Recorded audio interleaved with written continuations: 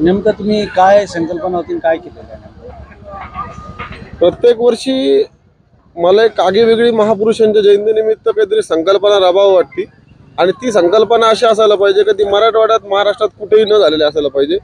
आणि ती संकल्पना करत असताना माझ्या मनाची संकल्पना सगळ्यात पहिली अशी असती की ती संकल्पना करत असताना जे नऊ तरुण विद्यार्थी कार्यकर्ते माझ्यासारखे तरुण कार्यकर्ते असतील किंवा अन्य आपले सर्व शिवप्रेमी असतील, बहुजन वर्गातील सर्वच नागरिक असतील, यांनी ती काहीतरी एक आगळं वेगळं आपण जे अभिवादन करतो त्यातनं एक ऊर्जा स्वतःला घेऊन जावी आणि त्या ऊर्जेच्या माध्यमातून काहीतरी आगळं वेगळं आपल्याला दिसतंय।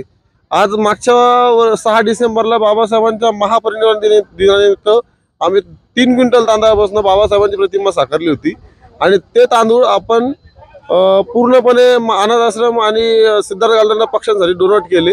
त्यातनं एक उपक्रम असा केला की डान्स वाजवणं, गाजवणं किंवा रिकाम्या आगळा खर्च करणं यापेक्षा कुठंतरी एखाद्याला त्या अन्न मिळतं। आज बिस्किट पुड्यापासून शिवरायांची विलास बापू घुमरे प्रतिष्ठानच्या माध्यमातून एवढी मोठी प्रतिमा साकारली।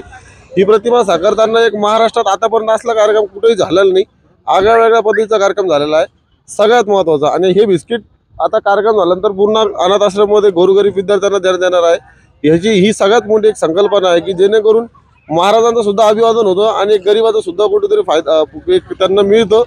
एक एनर्जी पॉझिटिव्ह पार्लेजी बिस्किट आहे, हे लक्षात घ्यायला पाहिजे आणि महाराष्ट्रात ही संकल्पना आतापर्यंत कुठेही राबवली गेली नाही, त्या अनुषंगाने मला ही संकल्पना किती बाय कितीचं ही फोटो बनवला आहे आणि किती बिस्किट वापरले याला ह्याचे कलाकार उद्देश पगड म्हणून बीडचे आहेत आणि याला कमीत कमी 10 ते म्हणजे 12,000च्या आसपास बिस्किट लागलेत आणि जागा तर तुमच्या समोर पूर्ण बघितली असेल, जागेत आम्ही काही अंदाज घेतला नाही पण बऱ्यापैकी सगळ्यात मोठी जागा लागली।